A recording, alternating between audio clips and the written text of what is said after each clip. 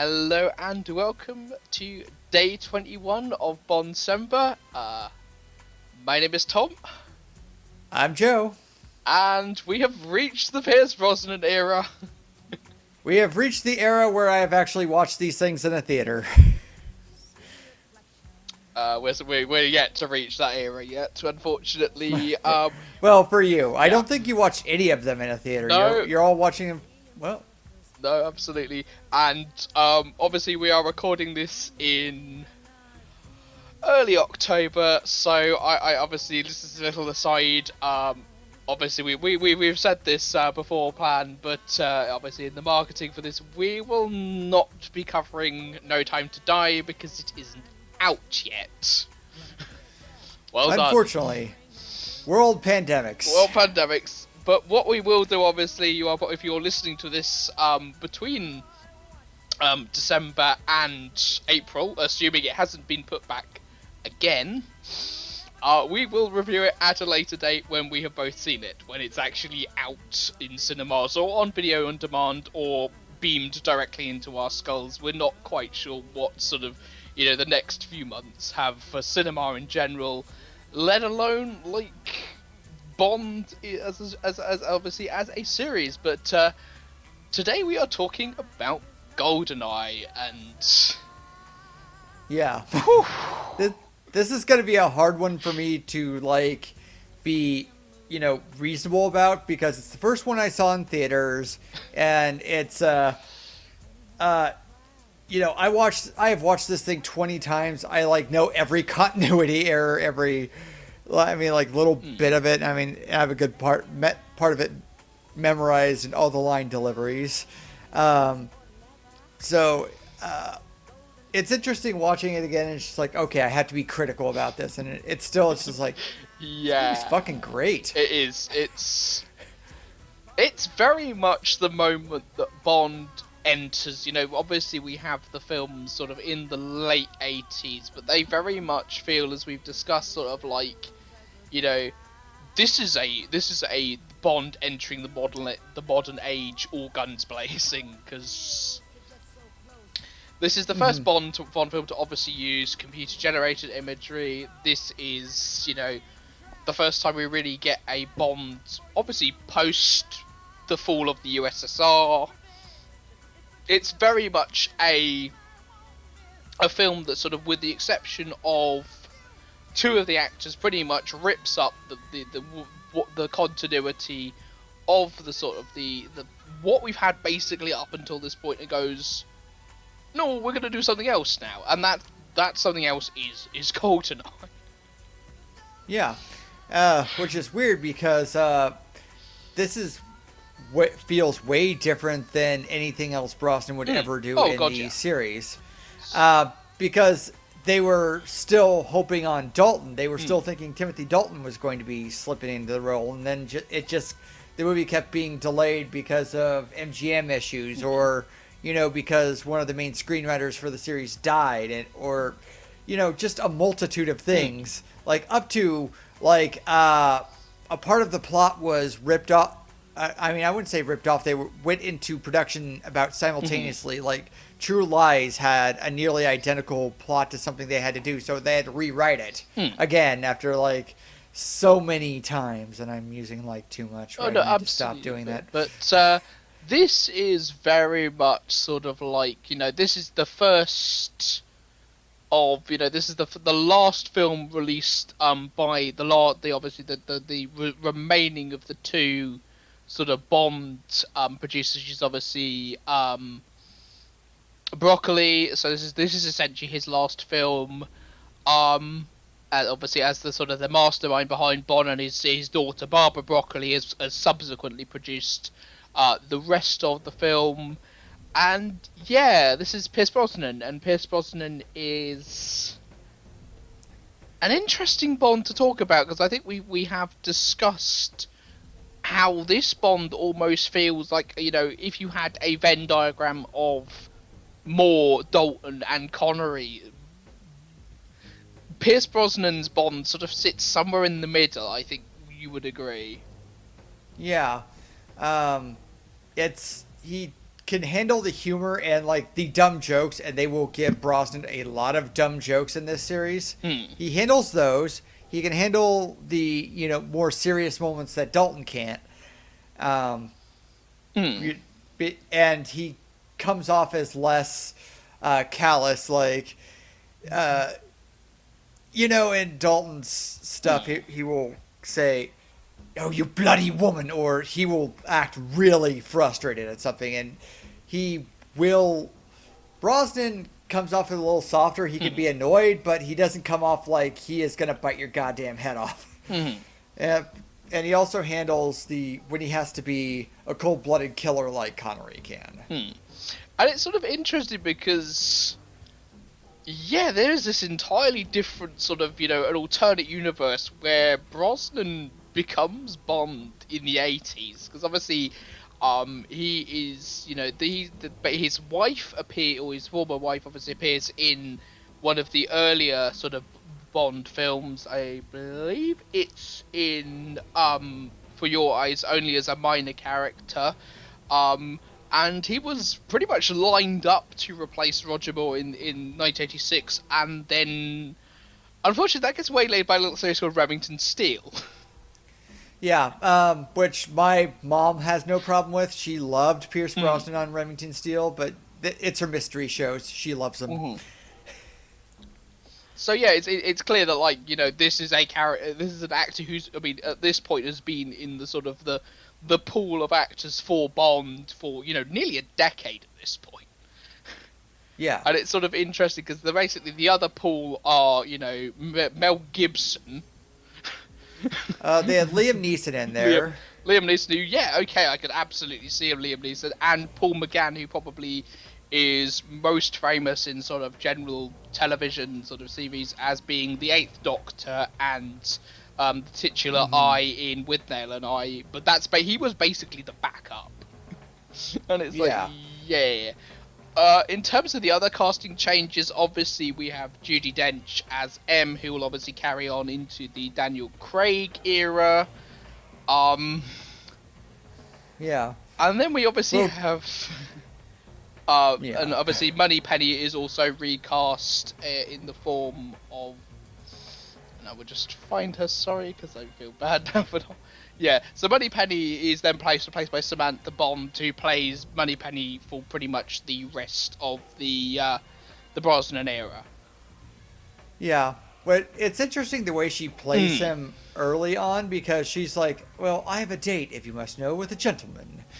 And it's like, wait, Moneypenny had a boyfriend? It's like, it's all about how these things change. And then the next 3 movies will just be Moneypenny being Moneypenny until it leads up to the end of Die Another Day, we'll get there. Yeah, we'll get there.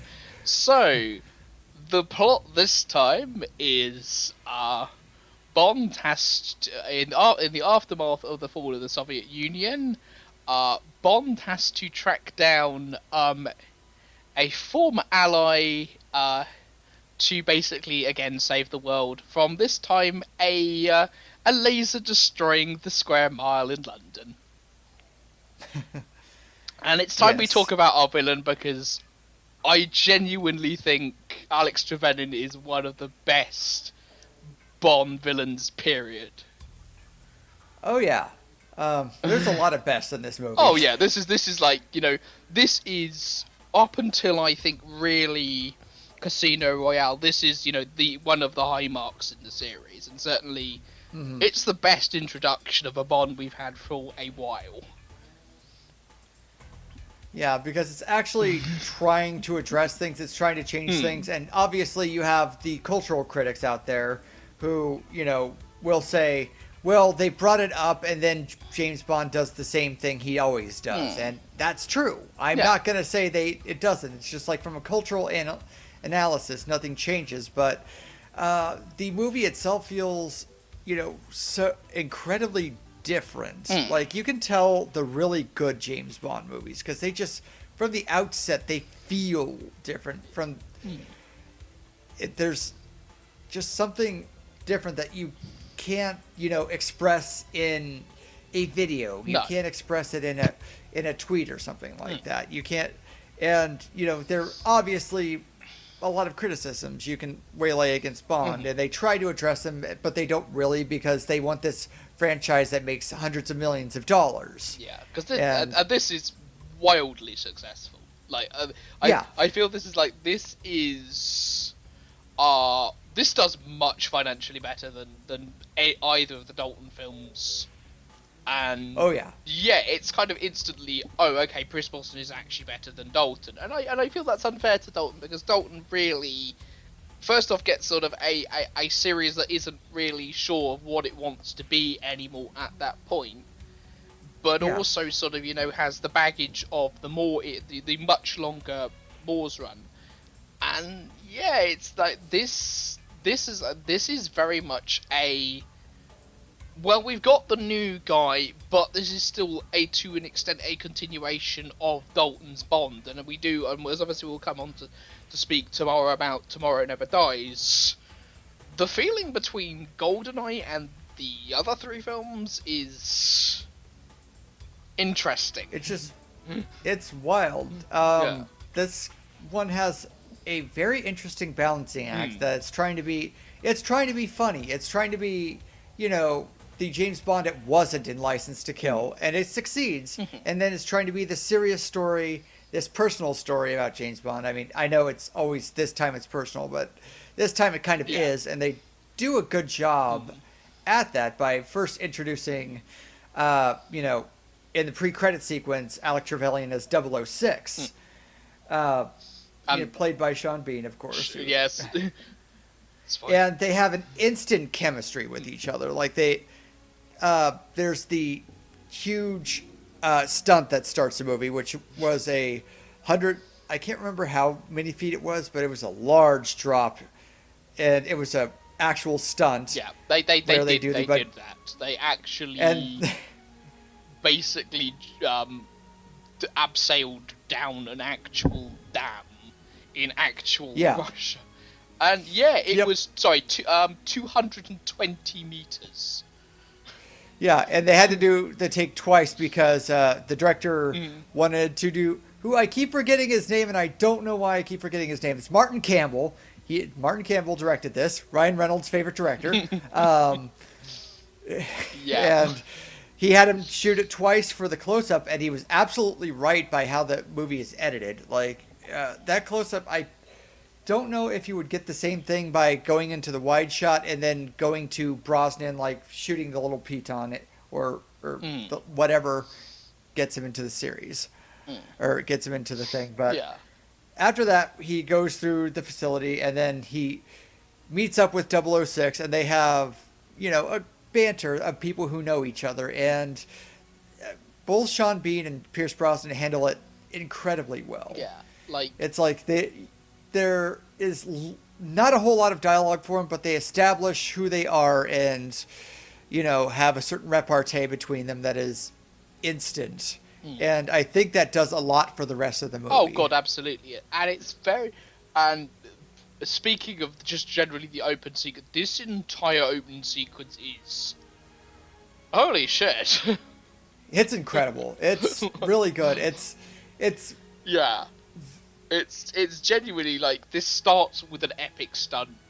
It builds the first off, it very much the first line that Pierce Brosnan has in like his entire appearance as Bond is pretty much a very tongue-in-cheek joke, and it's like, oh God, thank you. It's genuinely pardon me, forgot to knock. It's like, okay. And then they obviously have the stuff, and the stuff with Bean, considering like before the sort of the bulk of the movie when they're obviously facing each other, we get 5 minutes of Pierce of 006 and 007, and in that sort of time, it's like, oh my God, these two were like clearly they've got some sort of almost brotherly relationship with each other, and they clearly rely on each other, and they clearly respect each other.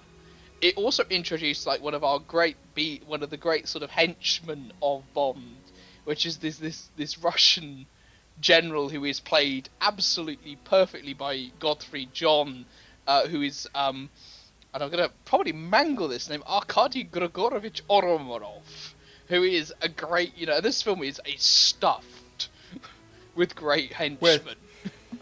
Great. It's just stuff with great actors in general. I think they got a whole bunch of people who were just on the cusp of being like household names. Oh, absolutely. And Dame Judi Dench was already well known in Great Britain. Oh yeah. We didn't know her so much. And then we have Famke Janssen, who eventually goes on to play Jean Grey, and Sean Bean, who we get to know has Dying and Everything. Pierce Brosnan, who obviously goes on to be in this, and then obviously massive critical acclaim, despite the fact he cannot sing a note in Mamma Mia. Yeah, we thought Alan Cumming, who can sing, but he doesn't sing in this movie. Yep. Obviously, Minnie Driver's in this, which I didn't realize the first time. And Robbie Coltrane, another great British actor who kind of didn't get as well known here until maybe this movie and beyond. Yeah. And it's just like, it's everybody in this movie is like, there's some character, they have some sort of character, or they have, some sort of, human element. We use human element like, it brings us emotion, but it's just like, they're like people in this giant, mess of things. They're not, like the Bond villain or the Bond girl. Yeah. And we get that with Akari Gregovich Orumov, who is like in another Bond film, he would just be, he's just the Russian, the typical, he's a Soviet soldier. Oh, okay, he's obviously a villain. But it's like, even this guy, who is like, a bit part in this film, has got such depth, and I feel like I can only use the word depth to describe them, because it's like, holy shit, you're making even, what should be a throwaway character a real thing, because you basically linked it, because obviously he purportedly kills Alex Trevelyan in front of Bond, and like, okay, the meeting with him is therefore, really sort of like, when they finally meet each other back up in the film, the scenes between Bond and Ormanov are really, this is the guy who killed one of his best friends. This is, something that has a weight and a gravitas to it. And then this sequence ends with this absolutely ridiculous stunt where Bond goes off. Basically, he's obviously now escaping this Russian facility, having put bombs everywhere and having obviously seen Ormanov supposedly kill Trevelyan. He then chases a plane on a motorcycle. The plane goes off a cliff, and again, this is done for real. This is not, this is not like a special. This is not like computer generated. This is an actual stuntman jumping after an actual plane actually falling. Yeah, it's like, holy shit. It's weird that it doesn't get brought up a lot, because everybody's like, oh, the damn stunts. Yeah, but there's this too, and it's really incredible stuff, and it all makes me forget that the continuity in this scene is a mess. Oh, yeah. And once you see it, you can't, because if he inside the plane, he doesn't have gloves. Yeah. When he's outside of the plane, he has gloves. And it's a thing, once you see, you can never not stop seeing it, but I'm not going to be cinema sins here. No. This is just stuff that happens. Yeah. And it's stuff you see once you've seen this movie about a dozen times. Yeah, about the number of times you have. But yeah, and then we get what is actually one of the underrated Bond theme songs, which is Tina Turner doing basically what Tina Turner does, which is basically this full belting theme song, and it's like, okay, we are in a good Bond film. Brilliant. Yep, and then they have the.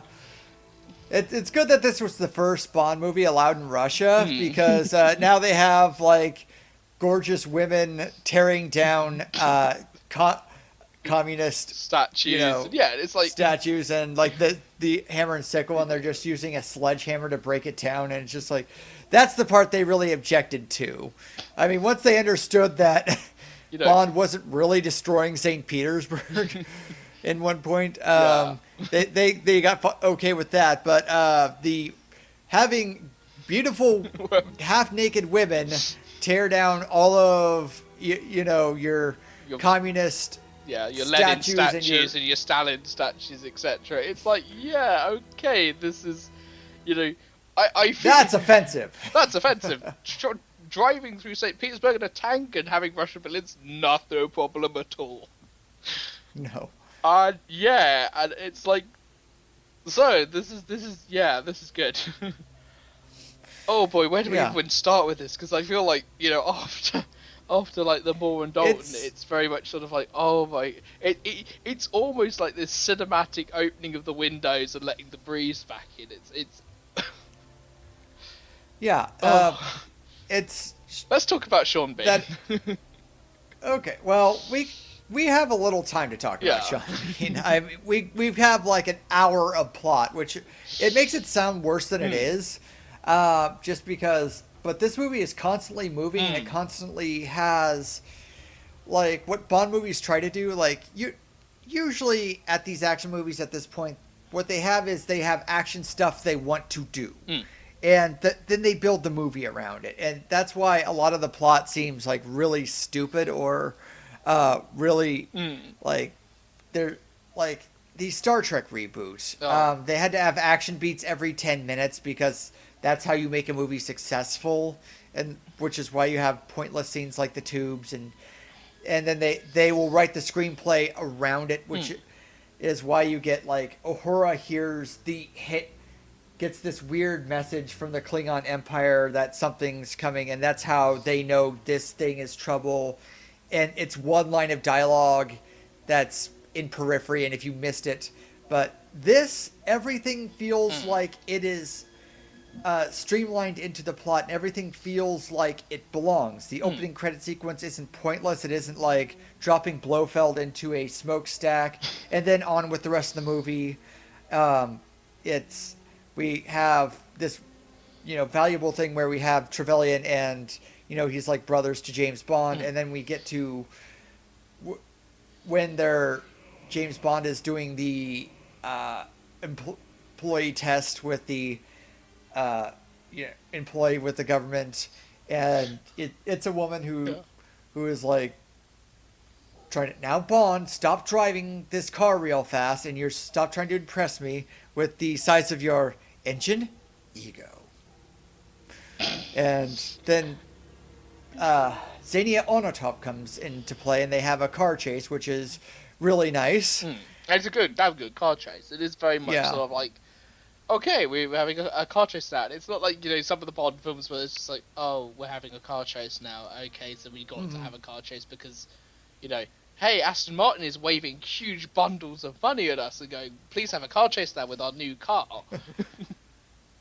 But it's an actual good car chase, and it introduces Xenia Onatop as a character who, their playful, almost sexual obsession with danger, and you get that in, like, the car chase. It's almost like Wong Kar-wai did a BMW video, like, they did this series video with famous directors around this time in Wong Kar-wai, and they just do this poetry dance with cars, and that I don't want to say that's exactly what they do, but it's just kind of where they introduce the characters with their car chase and how they interact with each other, and then that leads into when they go to the casino and actually have a conversation. We already kind of have this, relationship with each other, which is nice.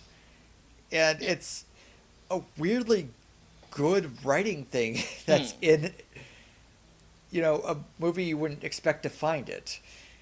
Yeah. And that's the thing with Goldeneye. It feels organic. A lot of the Bond films, and even some of the better Bond films, very much feel like this is the formula to make a James Bond film. You have your big action set piece at the start. You have Bond sort of getting to know a pretty woman or pretty women. You introduce your villain. Your villain starts his evil plot. Bond fights a henchman. Bond fights another henchman. Bond fights the villain. End of film. And it's like, no, we're gonna do this. We're gonna make a film. Yeah. And I feel that's sort of the best with the best Bond films. It sort of does take the formula of a Bond film and go, yeah, that's great and all, but can we actually make something decent? Yeah, it's... And then we get Isabella Scorupco. I'm probably butchering that name, and I'm very sorry. As Natalia Semyonova. And she is the guidance system operator for, Goldeneye, and they're working at this satellite in Severnaya, which is apparently an island, and it's not in the movie, but that's whatever. And we also meet like one of the best Bond henchmen in Boris Grishenko by Alec Cumming, and it's Boris Grishenko. Yes, and his "I am invincible," which sadly I have done a couple times. Yeah, and that's the thing. Yeah, and this is the thing. Like, even like in another Bond film, it's the tech guy. You have a couple. We've literally just come off. Obviously, License to Kill, and License to Kill has these characters that have a couple of ticks, but that's all they'll have, and it's like, no, this Boris Grishenko is a perfect example of this. It's like, this guy should be, in any other Bond film, a throwaway character played by, a character actor who has a couple of ticks and gets killed off, probably halfway through the film because he's outweighed his usefulness. Not in this one. Nope. And it's kind of refreshing. It is. And then we have like the actual theft of Goldeneye, which is a satellite system which can shoot an electronic magnetic pulse, which essentially deadens all electronics in the area. And that's the driving point of, all of this. So they fire Goldeneye on this facility itself and then escape with, Akari Grigovic-Arumov. It's all insiders, so it's just like... And then we have, Xenia Onatop, who is a helicopter pilot and established as such, so she can steal a helicopter. A little earlier, they steal a French helicopter that does not suffer the effects of EMP, and so they can fly out while activating Goldeneye. And this, all comes out of the plot naturally. And then we have James Bond getting called in the middle of the night, and everybody's working. Yeah. So, and then we get to meet, Samantha Bond's Moneypenny, and then we get to meet Judi Dench as M, who they establish her as this thing that I don't think it's really consistent through the series. They have her as a bean counter and an analyst who sees things from far away and then makes calls from what her, beans tell her, and who is consistently wrong, at least in Goldeneye. And then later they kind of back off that because it's fucking Judi Dench, but she has this opposing viewpoint where, there's the famous, "You're a sexist, misogynist dinosaur, a relic of the Cold War." And then they have this talk, and then James Bond goes on to do exactly what he's supposed to do in a James Bond movie, and then it's like this conversation didn't even matter. And yes, I get that. Hi, everybody who does think pieces on James Bond. I've seen your videos. I know. It's going to do it anyway, regardless of what you say, so... Yeah, but it's this point in which they're not so much getting inner thoughts to work with, but it's something for James Bond to work off of, which is, valuable, because the more, James Bond and, M get, friendly, I think the less that happens with it. It just becomes less interesting. The most interesting parts of Judi Dench as M is when she is at an opposing viewpoint of James Bond, and they have to work through it. Which we'll see over the rest of the Brosnan films, and certainly obviously into the Craig era. Yeah.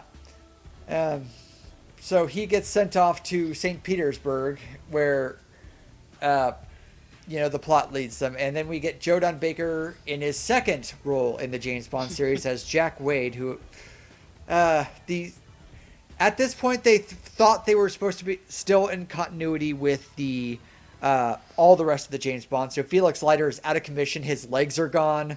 He can't really be a CIA agent anymore. And I've just read in constant trivia in the IMDb, they tried to put in what happened to Felix Leiter, but it got scrapped because they didn't have enough time. But that's the reason why you get so many CIA characters that are not Felix Leiter in these movies, is that Felix Leiter is essentially done as a CIA operative because of what happened to him in License to Kill.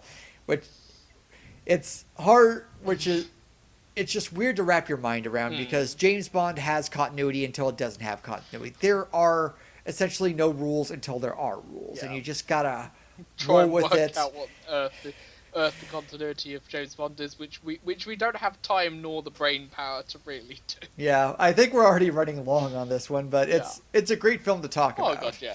So at this point, we obviously get Robbie Coltrane as Robbie as Valentin Zukovsky, who is, we've commented in the past about sort of the recurring characters in Bond, and Zukovsky is a fun character.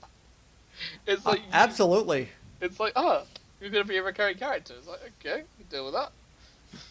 Yep. So we see him obviously across the sort of the next few films as sort of this recurring, and it sort of gives the Bond world, and I feel this is something that sort of certain of the other films did do, which I mean, ironically going back to continuity, is it does give the films oh, here's this character from another film. Okay, this guy is just getting on with the business of being a Russian gangster. Yeah, and he's trying to live his best life, which is eventually he does live his best life, but not here. He is a Russian gangster who kind of lives in a shoddy part of St. Petersburg, and he has a mistress, Elena, who does really bad karaoke of Stand By Your Man. And then there's Minnie Driver, who in a role that takes 5 seconds. Hello, Minnie Driver. And all she does is flip off Robbie Coltrane and then leaves. But it's just a little bit part that, a Bond movie wouldn't even think about, but this one does. Yeah. And it has one of the best lines. It's just like, that's Elena, my mistress. Very talented girl. And it's from Coltrane, from Zukovsky, as I keep going into a Russian accent, that we start to sort of get the figure of Janus. And in another Bond film, I feel it again, it'd be like, oh, here's Janus. Oh shit, it's actually Alec. Ah, shit. But no, we get this actually quite tense and very sort of the film builds mystery as to who on earth Janus is, and it's only quite a bit later that we get this very, very well done sequence where it's like, that's who Janus is. Oh shit. Because throughout this movie there's this mysterious gangster known as the Janus Syndicate, run by Janus, who nobody's ever seen his face, and he's the two-faced god and stuff like that. And then we wonder who it is, and then we're about to get it, and then we have this action sequence with Onatop, who comes to visit Bond in a Turkish bath or something like that. And they have a sex fight. That's Xenia Onatop's thing. She fucks people to death. That apparently once Famke Janssen got to that part, she was like, oh my. Yeah. But they have, she wraps her legs around guys while she, fucks them and crushes them to death. And shit breaks their back or whatever it is she does. So they have this, really could have been a throwaway fight, but then they make it this really interesting, weird fight. that still fits the movie, and it was actually nominated for an MTV Movie Award for Best Fight. And I don't know why I remember this. It's just because 1995 is when I was 13 at the time. So when you're 13 in between when you're 23, it's like you remember everything about pop culture. It doesn't matter what. So I remember the weirdest shit, and I remember everything about it. So after the MTV nominated sex fight. Yeah. It's like, no more foreplay. Take me to Janus. And then she does. And dun dun dun, it's Sean Bean. Because guess what? He's not dead. And guess what? Yep. He's actually from Cossack stock. And oh no. Guess who did something really, really nasty with the Cossacks? Guess what? It's the British. Yes. And guess who tried to make the child of the people whose parents they killed an agent and an asset? The British Secret Service. This is your reminder that British imperialism sucks. Yes. See, we're making enlightened films now in the post-Cold War era. But it's still James Bond doing whatever. Yeah. And eventually this leads to another thing where James Bond gets trapped with Natalia Semyonova because she got caught after she's the sole survivor of Goldeneye blowing the fuck out of everything. So she gets stuck. They're trying to destroy their evidence, so they're destroying their little the French helicopter, and they're stuck in while they just essentially shoot the missiles up and shoot it back down because obviously they can't shoot bomb, even though they clearly had an opportunity to just fucking shoot him, and they just hit him with a tranquilizer dart and then shove him in there. This is absolutely no way of going wrong, and it's absolutely not like we just left Bond in a helicopter in the seat with the ejector button. Yeah, even though they tie him up, it's not like he can hit it with his head, so he escapes with Natalia Semyonova, and then they have their own banter, which is actually really good. It's another one of those, we are trying to play against type and trying to point out that, what James Bond is and, how it kind of sucks in the modern world, especially when he tries to have a lover, but but how he has to always keep his heart cold and distant. It's what keeps me alive. No, it's what keeps you alone. And then she's always when Bond and Trevelyan have this back and forth, it's like boys with toys, and it's just she tries to do that, but then it's just after they have this conversation, it's yeah, boys with toys, whatever, here's my tongue. And then she just becomes, outside of this, she becomes this regular, Bond girl. And it's just the social commentary people aren't wrong, but it works in this movie, and I can't tell you why. It's just because the movie is really good. It's like in The Incredibles. Yes, you can put the Ayn Rand analysis, and it's not like it doesn't work. It's just the movie is so fucking great that you kind of forget about it. And speaking of fucking great, we're about to have one of the best moments in any of the Bond films. It's a motherfucking tank chase. Yeah, and it's so fun. We're gonna skip Checky Cario. That's how good this movie is. We don't have time to talk about Checky Cario, who is a great actor and fantastic, but no time. We gotta go. Tank chase.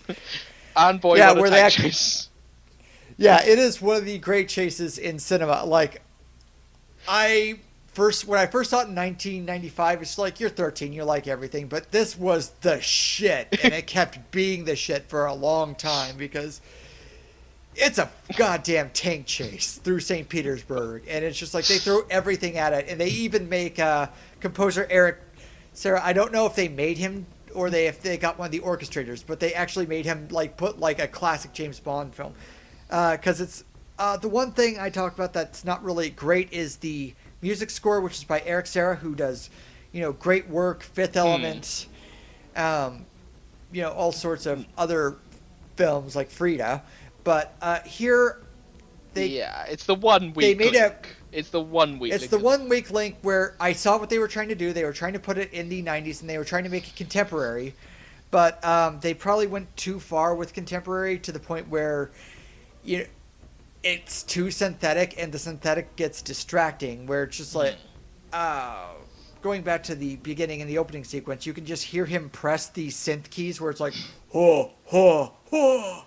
And it's like, oh, I saw that synthesizer in my electronic music class. But, and then we go in the opening chase with Famke Janssen after the credits. It's like the music is distracting because it's like so, and it's so tweaky, and it's like that. It's that kind of, and there's that level of synthetic that it doesn't. It's the one that's thing distracting. It's the one thing that doesn't work, and it's like again. But it's like, this is small fry. I mean, this is like the one thing we're quibbling about. Yeah. The score. Absolutely. And it's not that it's bad. It doesn't work as well as the rest of the movie. So, but they knew they had something with the tank chase. So, Eric Serra did another track entirely for A Pleasant Drive in St. Petersburg. That's what the track is called on the soundtrack. But they got an orchestrator. They made them do something entirely different. They were like, you're not going to screw this up for us. So they got like the most classic James Bond kind of score in this scene because they needed it, because it is fantastic. Yeah, definitely. And then we get another really good set piece. We get a tank, the train sequence, which is So basically, Alex Trevelyan Janus is being transported around like they did with Lenin ages ago, in an armored train, and this armored train promptly runs into the tank that Bond has been using. I like that he remembers he still has a tank and he doesn't just drop it because the scene's over. It's like, hey, I can use this. Hey, this is good for stopping big mobile object. Yeah. But it derails the train, and then they have a fight on the train. Fight on the train, and then they kind of have the scene where he has to choose between either saving the woman or killing Alec, and he decides to save the woman. And it's like, then we have the more banter between Natalia Simonova as they try to get out before things blow up, and they have really good chemistry with each other, and it's just like they have to get through this, and they know they have to get through this, even though they kind of hate each other, but they know they each have their own individual roles to fill. It's just like, it's not she's, the tough Bond girl because she can do exactly what Bond does. She has her own skill set that is helpful, and they trust each other to get each other out of the situation. And they, help each other. And that's a really nice thing to see. It's refreshing because it's of the Brosnan films, and obviously we'll come on to talk about them in turn. The majority of them, and we will come to the one that isn't great in that aspect, the Bond girls, so to speak, are actually really capable foils for Bond, with the exception of The World Is Not Enough. And it's really weird to sort of go from, a series that very much has had these very passive female characters to suddenly go, no, 3 out of 4 films with this Bond are basically the Bond girl is just as capable, just as tough, and just as frankly good at this thing that they do as Bond, and it's quite refreshing. Yeah.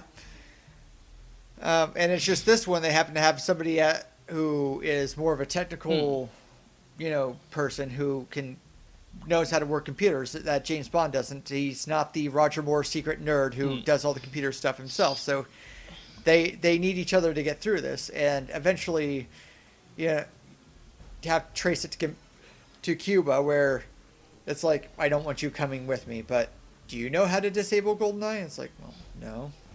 Then I'm coming. We're good.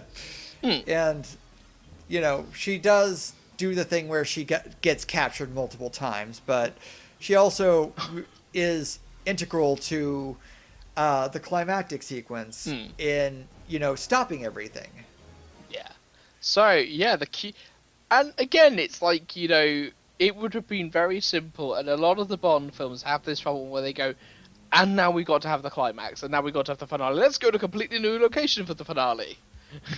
And it's like, no, this works, because, like, hey, this guy has this, other backup Goldeneye that he's had for like, you know, God knows how long, and he's got his sort of secret base, and he's got, you know, all of his stuff ready, and it's like, why not Cuba?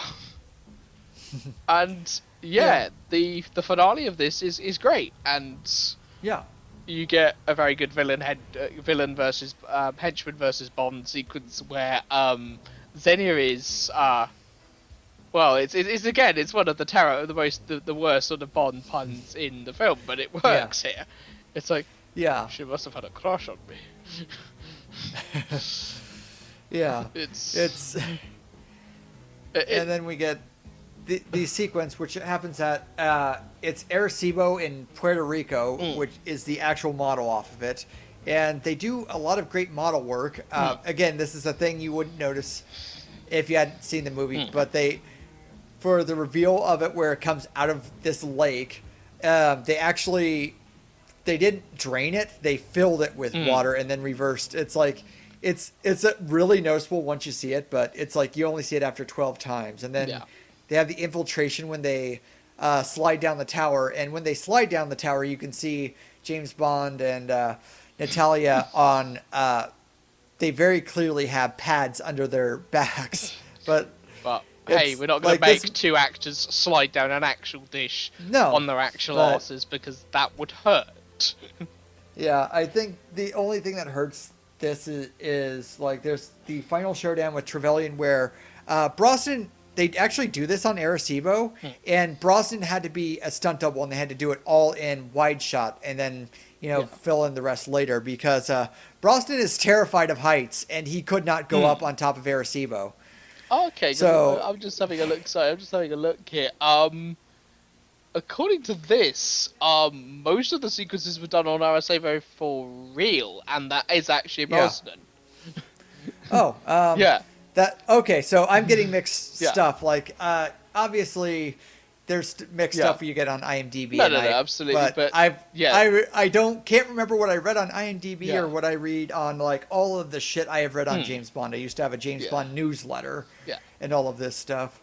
So that is actual Sean Bean and actual Brosnan, apart from apparently one shot where Bond is thrown against the wall because he injured his hand doing this.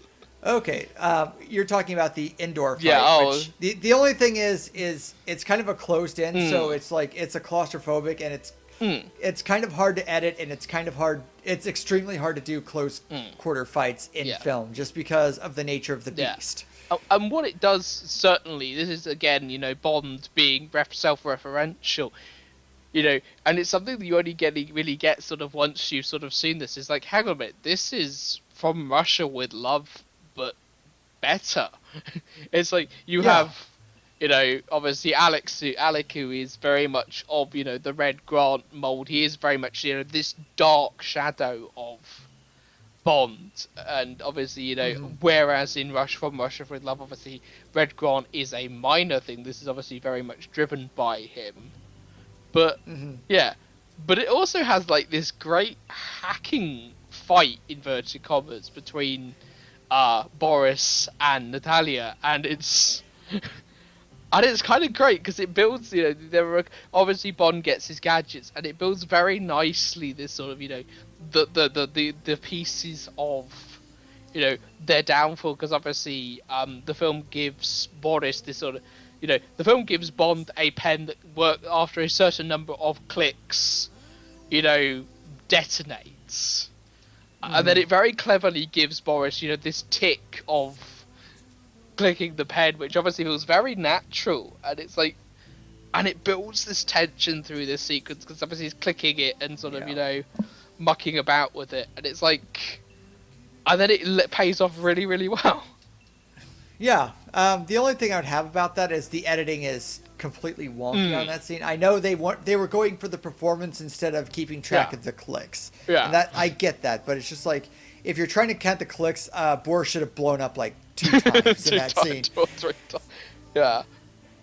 And it's genuinely great, because you see, this is like, usually Bond henchmen are, they might get 1 or 2 sequences where they really do stuff, and then it's like, okay, now it's time to get rid of them. Boris gets this great unraveling as a character, as he slowly just sort of, loses his nerve against Natalia, and you only get sort of, this very desperate and very sort of, completely bad performance from Alan Cumming as only Alan Cumming can do. Indeed. And yeah. And we're about 50 minutes into this, so we told you this would be a long one.